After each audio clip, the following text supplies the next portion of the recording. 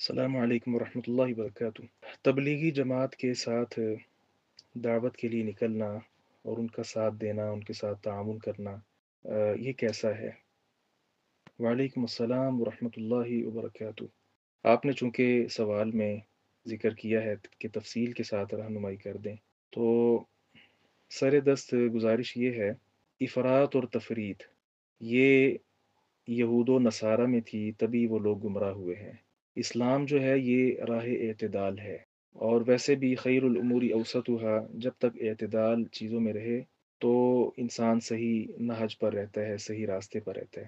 تبلیغی جماعت جو ہمارے ہاں معروف ہے اور پوری دنیا پر ان کا جال بچھا ہوا ہے، ان میں افراط و تفرید بہت پائی جاتی ہے۔ سب سے پہلی بات یہ ہے کہ ان کا جو جذبہ ہے دعوت دینے کا، دین کے ساتھ تعلق کا، وہ قابل ستائش ہے، اس میں کوئی دو رائے نہیں کہ انشاءاللہ نیت کا معاملہ اللہ تعالیٰ کے ساتھ ہے، لہذا ہم نیتوں پر بھی کوئی شک نہیں کرتے، اور بظاہر یعنی بہت اچھی جماعت ہے اس حوالے سے کہ ان کا جذبہ جو ہے وہ نیک ہے، کہ لوگوں کو نیکی کی طرف راغب کیا جائے۔ لیکن بات یہ ہے کہ عقیدہ، نظریہ، سوچ، فکر، یہ ساری چیزیں جب اسلام کے موافق ہوں تو پھر انسان صحیح سے راہ راست پر ہوتا ہے۔ اگر کچھ عقائد، نظریات، سوچ، مسائل، اس طرح کی چیزیں دین سے ہٹتی جائیں، بھلے اس میں آپ خیر خواہی ہی ملحوظ رکھیں، تو وہ بات بہرحال اس پر قدغن ہوتی ہے، وہ شرع میں معتبر نہیں ہے۔ اس کی صرف میں ایک مثال آپ کے سامنے رکھ کر بات کو آگے بڑھاؤں گا۔ صحابہ کرام رضوان اللہ علیہ مجمعین، آپ صلی اللہ علیہ وسلم کا جب حکم آ جاتا تھا پھر وہ چوں چرا نہیں کرتے تھے، اپنی سوچ فکر کو آگے نہیں رکھتے تھے۔ اس حوالے سے کئی واقعات ہیں کہ مثال صحابی رسول کو بھیجا آپ صلی اللہ علیہ وسلم نے کہ جاؤ، وہ جنگ کا موقع تھا نا، اس وقت دیکھو ابو سفیان یا کافر لوگ کیا کر رہے ہیں۔ ابو سفیان اس وقت ابھی مسلمان نہیں ہوئے تھے رضی اللہ عنہ۔ تو صحابی رسول کہتے میں گیا تو آپ صلی اللہ علیہ وسلم نے مجھے کہا تھا کہ ان کو میرے خلاف ابھارنا نہیں ہے، آپ نے صرف دیکھ کر آنا کہ وہ لوگ کیا کر رہے ہیں۔ کہتے میں گیا، دیکھا تو ابو سفیان جو ہیں وہ اپنا کپڑا ہٹائے ہوئے ہیں کمر کا، اور آگ جلا کر تو تاپ رہے ہیں، سردی زیادہ تھی۔ تو کہتے میں نے اپنا تیر نکالا، کمان میں اس کو سیدھا کیا کہ یہی اللہ کا دشمن ہے جس کی وجہ سے اتنی جنگیں وہ ہم لڑ رہے ہیں، اگر اس کا خاتمہ میں کر دیتا ہوں تو جنگ ساری ختم۔ کہتے میں نے وہ تیر نکالا، جب پھینکنے لگا تو میرے ذہن میں بات آئی کہ مجھے آپ صلی اللہ علیہ وسلم نے فرمایا تھا کہ میرے خلاف ابھارنا نہیں ہے ان کو۔ اب دیکھیں، ایک طرف صحابی رسول کا فہم ہے، اس کی سوچ، اس کا نظریہ ہے کہ میں اس کو مار دوں گا، ساری کہانی ختم ہو جائے گی، کیونکہ سردار تھا ان کا ابو سفیان۔ لیکن نبی مکرم صلی اللہ علیہ وسلم کا فرمان اور طرح کا تھا، لہذا صحابی نے اپنی رائے کو پیچھے چھوڑا اور نبی مکرم صلی اللہ علیہ وسلم کی بات کو قبول کیا۔ اس کا فائدہ کیا ہوا؟ اللہ تعالیٰ نے ان کے نصیب میں ہدایت لکھی تھی، اللہ تعالیٰ نے اسلام کی نعمت کے ساتھ ان کو نوازا، وہ مسلمان ہوئے۔ ان کے بیٹے جو میر معاویہ رضی اللہ عنہ ہیں، اسی طرح ان کی بیٹی۔ تو بات یہ ہے کہ شریعت کو مقدم رکھنا چاہیے اور اپنی سوچ فکر کو سائڈ پہ رکھنا چاہیے، یہ دوسری بات بھی سمجھ لیں۔ باقی رہا مسئلہ کہ تبلیغی جماعت، اس کے عقائد، نظریات، اس پر تو بعض کتب بھی موجود ہیں، عرب علماء نے اس پر بہت لکھا ہے۔ تو ان لوگوں کا عقیدہ جو ہے نا، وہ اس میں کچھ خرابیاں ہیں، جس طرح کہ شیخ ابن باز رحمہ اللہ، شیخ صالح الفوزان اور دیگر کئی اہل علم نے اس بات کی طرف بھی نشاندہی کی ہے کہ ان کے عقائد ظاہر ہے ایک نہیں ہے، عقائد ان کے جو اہل السنہ والجماعہ کا نظریہ ہے، اس ایک نظریے پر یہ پوری جماعت نہیں کھڑی، چند لوگ ہیں، چند نہیں ہیں، ایسے کا سین ہے۔ اسی طرح ان کے کچھ مسائل ایسے ہیں کہ جو بڑے ہی ادھورے ہیں، اور آپ کہہ سکتے ہیں کہ بہت زیادہ ان معاملات میں یہ غلطی پر ہیں۔ قرآن پاک میں جتنی آیات جہاد کی ہیں یہ نہیں مانتے۔ اب دیکھیں، آپ حیران ہوں گے کہ قرآن میں کتنی زیادہ آیتیں جہاد پر ہیں۔ تبلیغی جماعت کو بنے کتنے سال ہو گئے آپ دیکھ لیں، لیکن اب تک کیا یہ لوگ جہاد پر کبھی کسی نے تقریر کی یا درس دیا؟ درس تقریر تو چلیں بعد کی بات ہے، کسی آیت مبارکہ کو جہاد کے حوالے سے انہوں نے سمجھا بھی ہے؟ کیونکہ جہاں بھی خروج کی آیتیں ہیں نا، کہ اللہ کے راستے میں نکلو، اللہ کے راستے میں نکلو، اب وہاں سے مراد جہاد ہوتا ہے، مفسرین کو آپ پڑھ لیں، لیکن انہوں نے جہاں بھی نکلنا، خروج والے الفاظ ہیں کہ نکلو دعوت کے لیے، دعوت کے لیے انہوں نے سمجھا ہے۔ جہاں جہاد کے لیے بھی ہے، انہوں نے اس کو بھی دعوت کے لیے سمجھا ہے۔ یہ کتنی غلط بات ہے، اور جہاد ان کے ہاں ہے ہی نہیں۔ دیکھیں، چلیں، یہ بات، اس بات سے قطع نظر کہ جہاد کون کرے گا، حکومت کرے گی، کوئی عام تنظیم بن کے بھی کر سکتی ہے، وہ ایک الگ مسائل ہے، لیکن کم از کم تم جہاد کو مانو تو صحیح، مانتے ہی نہیں۔ جب بھی بات کر کے دیکھ لو کہیں گے ہمارا مکی دور چل رہا ہے۔ اب یہ کوئی بات ہے کرنے والی؟ مکی دور تو ختم ہو گیا ہوا تھا، مدنی دور بعد میں آیا ہے۔ مکی دور میں دعوت توحید تھی، مکی دور میں دین اسلام کے سارے احکام مسائل تھے، تو احکام مسائل یہ لوگوں کو بتاتے ہی نہیں ہیں۔ ذرا سی بات کر دو تو کہہ دیں گے مفتی کی طرف رجوع کرو، احکام مسائل بتاتے ہی نہیں ہیں۔ اور اسی طرح ان کی بڑی بڑی خامیوں میں ایک خامی یہ ہے کہ انہوں نے دین کے مزاج کو پیچھے رکھ کے اپنا مزاج اختیار کیا ہوا ہے۔ کیسے؟ دین میں نیکی کا حکم دینا اور برائی سے منع کرنا، یہ دونوں چیزیں ہیں۔ قرآن میں بارہا مرتبہ اللہ رب العزت نے اس کا تذکرہ کیا، نبی مکرم صلی اللہ علیہ وسلم نے مثالیں دے دے کا بیان کیا ہے، امر بالمعروف اور نہی عن المنکر۔ یہی تو چیز ہے جس بنا پر اللہ رب العزت نے ہمیں کہا کہ تم بہترین امت ہو، کنتم خیر امت اخرجت للناس تأمرون بالمعروف وتنہون عن المنکر۔ اب یہاں دونوں چیزیں ہیں، نیکی کا حکم دینا بھی ہے، برائی سے منع کرنا بھی ہے۔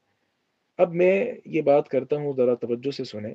آپ صلی اللہ علیہ وسلم نے جب دعوت کا کام کیا تھا تو آپ کی مخالفت کس چیز سے ہوئی تھی بھلا؟ مخالفت ہی اس چیز سے ہوئی تھی کہ آپ ہمیں کچھ نہ کہیں، اپنی دعوت جاری رکھیں۔ نبی علیہ السلام نے کہا تھا میں یہ نہیں کر سکتا، یہی تھا نا ان کا مقصد، کہ تم اپنے رب کی دعوت دو، ہم آپ کو نہیں روکتے۔ مسئلہ یہ ہے کہ تم ہمارے معبودان باطلہ کے خلاف نہ بولو، مسئلہ یہ تھا۔ ہمارا دین تو شروع ہی لا لا کے لفظ سے ہوتا ہے، باقی سب کا انکار کرنا ہے ہم نے، سب سے روکنا جو غلط رستے ہیں، سب غلط رستوں سے روک کر پھر ایک سیدھے رستے پر، صراط مستقیم پر لوگوں کو کھڑا کرنا ہے، جو لا الہ الا اللہ ہے، جس پہ اللہ تبارک و تعالیٰ کا اثبات ہے، توحید کی دعوت ہے، معرفت الہی ہے۔ تو یہ لوگ، انہوں نے امر بالمعروف تو اختیار کیا ہوا ہے، لیکن نہی عن المنکر ان کے کاغذات میں ہے ہی نہیں۔ برائی سے منع نہیں کرتے یہ لوگ۔ کیوں؟ برائی سے منع کریں گے تو پھر مخالفتیں بڑھیں گی، لوگ آپ کی بات سننا برداشت نہیں کریں گے، آپ سے دور ہو جائیں گے، آپ سے بدظن ہو جائیں گے۔ یہ سارا کچھ ہوا نبی مکرم صلی اللہ علیہ وسلم کے ساتھ۔ تو یہ میٹھی میٹھی دعوت یہ دین کا مزاج نہیں ہے۔ چلیں، وہ بات، مزاج یعنی انداز جو ہے گفتگو کا وہ شائستہ رکھیں، وہ تو قرآن نے بھی کہا، ادعو الی سبیل ربک بالحکمہ والموعظۃ الحسنہ، حکمت دانائی کے ساتھ دعوت دینی چاہیے، اچھی نصیحت کر کے دعوت دینی چاہیے، وہ بات اپنی جگہ پر ہے، لیکن نہ ہی عن المنکر کا ہی انکار کر دیں، کتنی بری بات ہے یہ۔ پھر اسی طرح یہ لوگ، ان میں ایک بہت نمایاں خامی یہ بھی ہے کہ یہ اپنی اولاد کے اور بیوی بچے جو ہیں ان کے حقوق، ماں باپ کے حقوق، ان کا خیال نہیں کرتے۔ حالانکہ یہ بات آپ سمجھتے ہیں کہ حقوق اللہ کے ساتھ حقوق العباد بھی بہت ضروری ہے۔ اب ماں باپ کی خدمت ہے، لیکن یہ چلے پہ نکلے ہوئے ہیں، اور کتنی کتنی دیر باہر رہتے ہیں۔ یہ درست نہیں ہے کہ وہ اپنی بیگمات کو، اپنے بچوں کو پیچھے ایسے ہی چھوڑ دیں، لوگوں کی تربیتیں ہو رہی ہیں اور اپنے بچے برباد ہو رہے ہیں۔ جبکہ قرآن پاک میں کیا اللہ رب العزت نے کہا ہے، قو انفسکم واہلیکم نارا، اپنے آپ کو اور اپنے گھر والوں کو آگ سے بچاؤ۔ تو گھر والوں کی کوئی فکر نہیں، اور باہر نکلے ہوئے ہیں، 3 3 ماہ 6 6 سال ہو گئے ہیں باہر، فکر ہی نہیں ہے گھر والوں کی۔ یہ بھی نمایاں ان کی اخطاء میں سے بہرحال ایک بہت بڑی خطا ہے۔ پھر ان میں مفتی درجے کا کوئی انسان ہوتا بھی نہیں ہے کہ جو لوگوں کی رہنمائی کر سکے۔ اس میں دو چیزیں ہیں، اول تو یہ کسی کو مسائل بتاتے ہی نہیں۔ مجھے اچھے سے یاد ہے میں جب حفظ کرتا تھا تو حفظ جو بچے کرتے ہیں تو ظاہر چھوٹے بچے ہوتے ہیں، تو چھوٹے بچے جو ہیں وہ خواہ حفظ کریں یا اسکول میں پڑھیں، جہاں بھی جائیں، بچوں میں شرارت ہوتی ہے۔ تو ان کی کوئی جماعت گزری تو انہوں نے کہا کہ ہمارے ساتھ چلیں۔ وہ قریب ایک مسجد تھی، وہاں لے کر جانا تھا انہوں نے، اور وہاں جا کر جو ہے نا ہمیں تبلیغ کرنی تھی۔ تو میں اس وقت کھیل رہا تھا، جب مجھے یہ آئے اور دیکھا کہ یہ بچہ کھڑا ہے تو مجھے کہا کہ آپ ہماری جماعت میں شامل ہو جاؤ اور آؤ ہم چلیں۔ تو میں نے کہا ٹھیک ہے۔ اب میں ایک ظاہر ہے ایک بہت زبردست علمی شخصیت، عالم دین اور مفتی اور شیخ الحدیث، میں ان کا بیٹا ہوں، ظاہر ہے گھر میں کئی مسائل ہم نے بچپن سے پڑھے سنے والد صاحب سے، ہماری والدہ بھی اللہ تعالیٰ ان پہ رحمت فرمائے، نماز کے طریقے، یہ ساری چیزیں میں نے ان سے سیکھی۔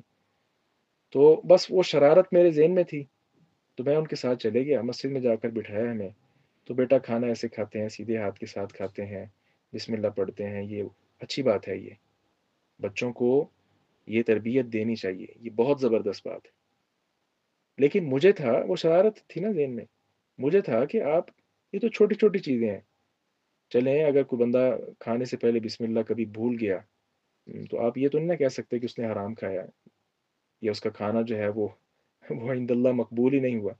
لیکن نماز جو ہے، یہ تو سب سے اہم چیز ہے نا۔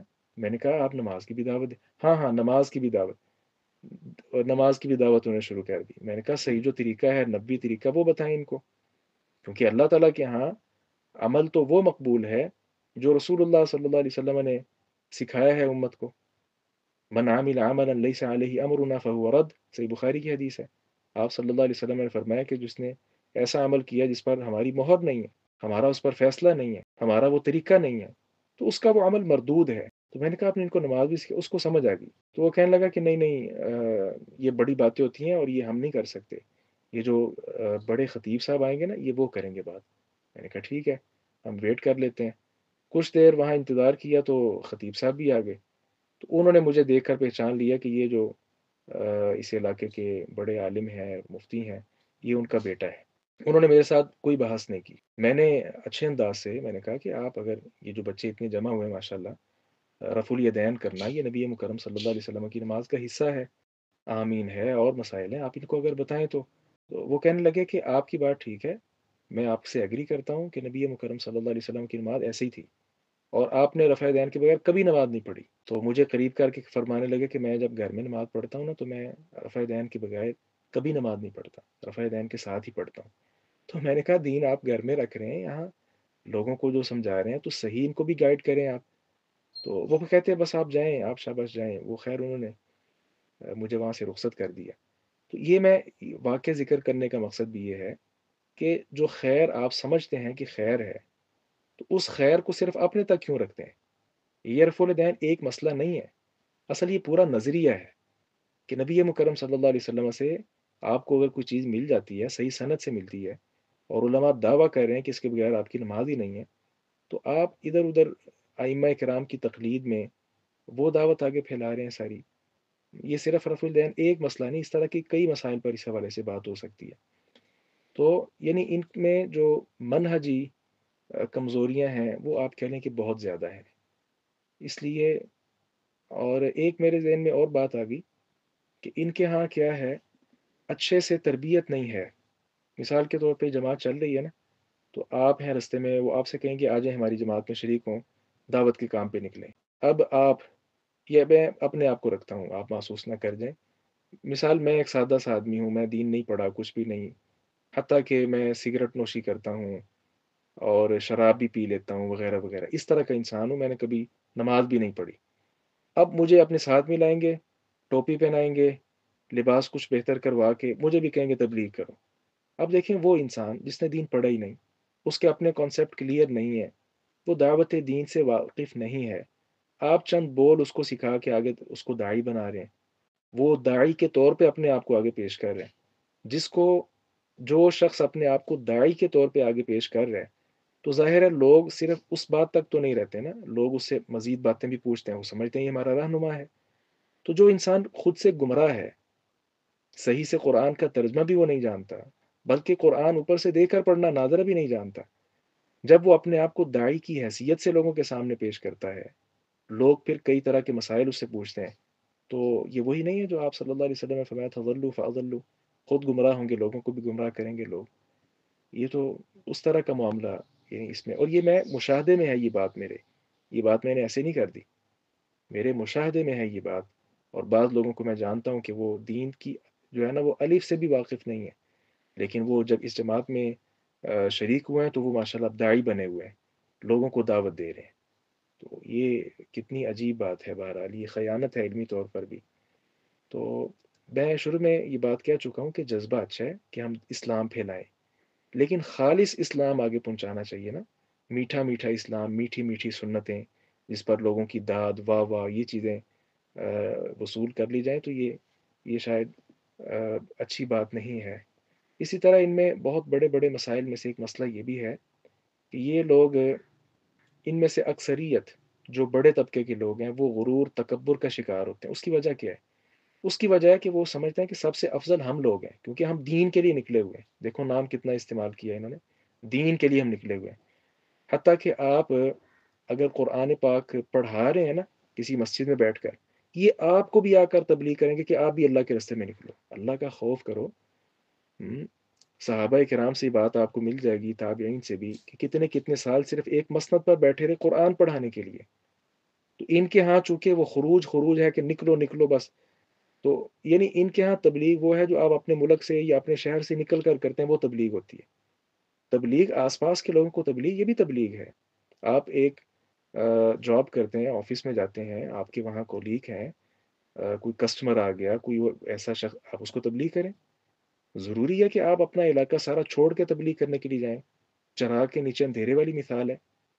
یعنی میں یہاں لاہور رہتا ہوں، تو اب اگر میں اس جماعت میں شامل ہوں گا تو مجھے لاہور میں کام نہیں کرنے دیں گے، تم نکلو یہاں سے، قصور جاؤ، پاکستان بھی چھوڑو، باہر کسی اور ملک میں نکلو۔ یہ بڑی عجیب بات ہے۔ یعنی جو شخص جہاں کام کر رہا ہے، وہ ایک بندہ ایک مسجد میں خطیب ہے، امام ہے، وہ آس پاس کے جتنے لوگ ہیں اس سے مسائل پوچھتے ہیں، سارا کچھ کرتے ہیں، ان کے ہاں یہ کافی نہیں ہے، ان کے ہاں نکلنا اصل ہے۔ کتنی عجیب بات ہے یہ کہ نکلنا اصل ہے۔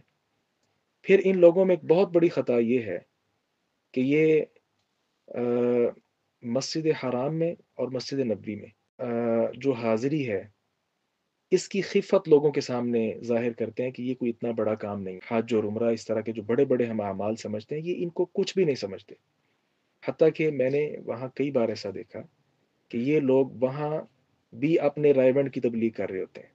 تو اس پر بعض اساتذہ نے ہمیں واقعات بھی سنائے کہ کس طرح ہم جب گئے تو مطاف میں طواف کر رہے ہیں، لیکن وہ دعوت دے رہے ہیں کہ تم ادھر آؤ، کیونکہ وہ سب سے اچھی جگہ ہے پوری دنیا۔ انا للہ و انا الیہ راجعون۔ دنیا میں سب سے اچھی جگہ، مطاف سے اچھی جگہ کون سی ہے؟ تو وہاں جو ایک شخص آ گیا ہے، آپ اس کو تبلیغ کر رہے ہیں کہ تم رائے بنٹ جاؤ۔ ہمارے ایک استاد صاحب نے مجھے بتایا کہ میں مطاف میں بیٹھا تھا تو ایک نے آ کر کہا کہ آپ کہاں سے ہیں؟ میں نے کہا پاکستان سے۔ کہا لاہور دیکھا ہے؟ کہا ہاں لاہور دیکھا ہے۔ رائے بنٹ گئے کبھی؟ میں نے کہا نہیں۔ تو وہ ناراض ہو گیا کہ آپ رائے بنٹ کیوں نہیں گئے؟ کہتے میں نے اس کو اللہ کا خوف دلایا کہ مسلمان ہونے کے لیے کیا ضروری ہے کہ ہم رائے بنٹ جائیں؟ اللہ کا گھر ہے یہ، بیت اللہ ہے یہ، بیت العتیق ہے یہ، البیت العتیق۔ اللہ نے ہمیں یہاں بلا لیا، اس سے اچھی جگہ ہے وہ رائے بنٹ کہ ہم وہاں جائیں۔ کہتے میں نے اس کو کہا اللہ کا خوف کرو، کس مقام پر بیٹھ کر کس مقام کی تم جو ہے وہ تلقین کر رہے ہو کہ وہاں جاؤ؟ اور یہ بات تو میں نے اس کو دیکھا، مشاہدہ کیا والد گرامی کے ساتھ۔ ایک بار میں عمرے کے سفر میں تھا، تو ہم نے ایک بار کوشش کی مسجد نبوی میں کہ ہمیں اگلی صفوں میں جگہ مل جائے۔ الحمدللہ اللہ تعالیٰ نے موقع دیا، ہم آگے بیٹھ کے، تو ایک عربی تھا، اس نے جو ہے نا والد صاحب سے مصافحہ کیا اور حال چال پوچھا، تو ابا جی نے اس کے ساتھ عربی میں بات شروع کر دی۔ اچھا میں چپ کر کے ان دونوں بزرگوں کو دیکھ رہا تھا کہ کیا بات کر رہے ہیں۔ تعارف ان کا کیسے ہوا؟ وہ جو شخص تھا والد صاحب سے کہنے لگا کہ آپ کہاں سے ہیں، کیا پڑھے ہیں؟ تو ابا جی نے ذکر کیا کہ میں یہاں بھی پڑھا ہوں، جامعۃ الملک سعود ریاض سے میری فراغت ہے۔ تو وہ بڑا خوش ہوا اور کہنے لگا کہ آپ تو پھر میرے بھائی ہیں اور ساتھی ہیں، کیونکہ میں بھی جامعۃ الملک سعود سے پڑھا ہوں۔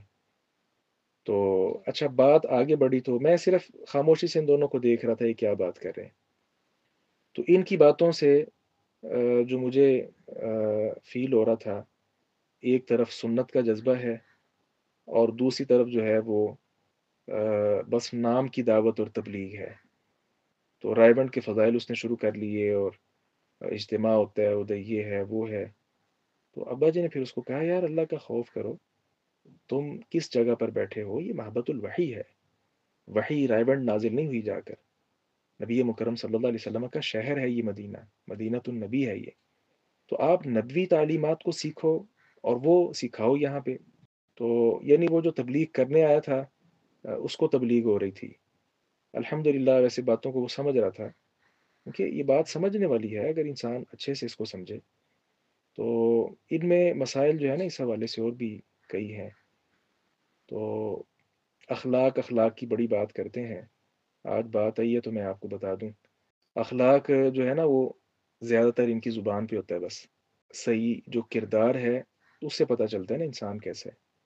مجھے اچھے سے یاد ہے، یہ بات کچھ پرانی ہے لیکن یہ بات میں آج تک بھولا نہیں ہوں، اور وہ منظر بھی آج میری آنکھوں کے سامنے ہے کہ دعوت تبلیغ کے لیے جس طرح یہ لوگ نکلتے ہیں، تو ہم چلتے پھرتے جو ہے جہاں دیکھیں کہ دعوت کی ضرورت ہے ہم دیتے ہیں الحمدللہ، اور ایک مسلمان کا یہی طریقہ ہونا چاہیے۔ تو انہی میں سے ایک شخص تھا جو ان کے شاید کسی بڑے عہدے پر تھا وہ، تو ان کو میں نے دعوت دی گزرتے، وہ ان کا کوئی آفس تھا، دکان تھی، وہاں وہ بیٹھے تھے، تو میں نے ان کو دعوت دی۔ وہ جان گئے کہ یہ شخص جو ہے ہماری جماعت کا نہیں ہے اور یہ کوئی اور ہے۔ تو اب وہ عمر میں مجھ سے بہت بڑے تھے، انہوں نے بجائے اس کے کہ میری جو میں بات کر رہا تھا جو خالص کتاب و سنت کے مطابق جس کو قبول کرتے، انہوں نے انکار کیا کہ یہ ہم اس چیز کو اختیار نہیں کر سکتے۔ تو میں نے کہا کہ یہ کتاب و سنت کے مطابق بات ہے جو میں کر رہا ہوں۔ تو یہ جب بات میں نے کی تو اس نے میرے ساتھ لڑنا شروع کر دیا، تھپڑ مارے باقاعدہ چہرے پر۔ چہرے پر مارنا تو ویسے بھی منع ہے۔ جو ایک شخص آپ کے پاس جو دعوت لے کر آیا ہے، کتاب و سنت کی دعوت آپ کو دے رہا ہے، اور آپ بھی دعوت دینے والے ہی ہیں، یا تو آپ اس کو ثابت کریں کہ غلط بات ہے آپ کی کتاب و سنت کی روح سے، آپ اس کو الٹا مار رہے ہیں، یہ اخلاق نہیں ہے۔ اس طرح کے رویے تو جو کفار ہیں وہ بھی بس اوقات اختیار نہیں کرتے۔